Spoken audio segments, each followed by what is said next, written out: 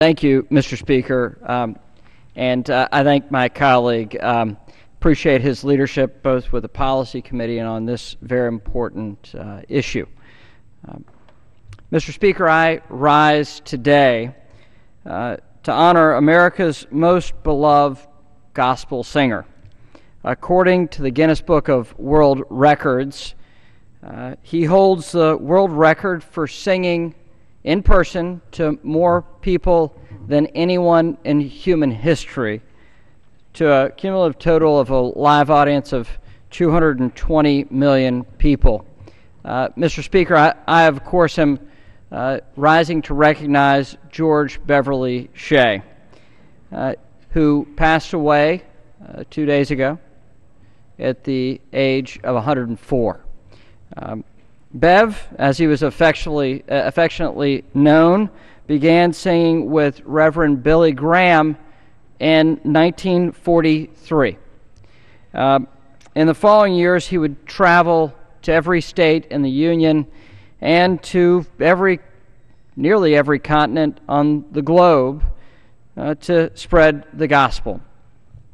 He was inducted to the Religious Broadcasters Hall of Fame in February of 1996 and was also inducted into the inaugural class of the Conference of Southern Baptist Evangelists Hall of Faith in 2008.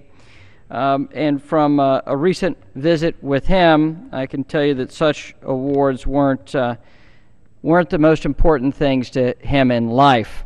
As I visited Bev, it was a beautiful day in summer in the town of Montreat in western North Carolina. He lived, I should say, right down the hill from Dr. Graham.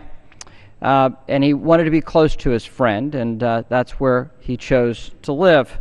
But as I noticed his pictures of his grandchildren, behind those pictures of his family, I noticed a Grammy Award. It was a Lifetime Achievement Grammy Award given to him in 2010. That was behind his family pictures.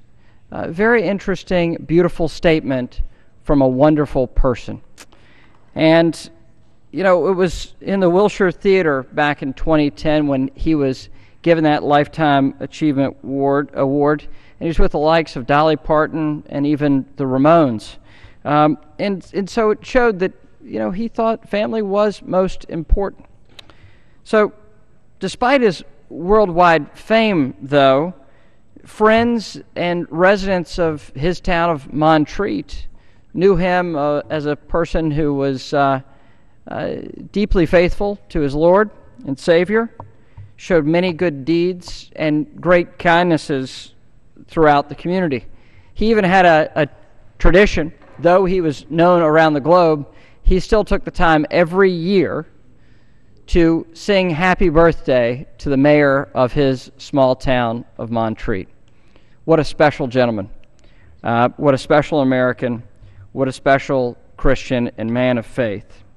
And while friends and fans from around the world and Christians from around the world and know him from his renditions of How Great Thou Art and the wonder of it all, he'll always be remembered by friends and family in Montreat and beyond as one of the most humble and gracious men that has ever been known.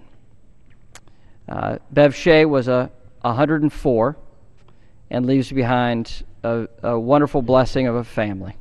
And so with that, I thank my colleague for yielding and giving me the opportunity to recognize such a significant individual. And with that, I yield back. Thank you. And he is a man worthy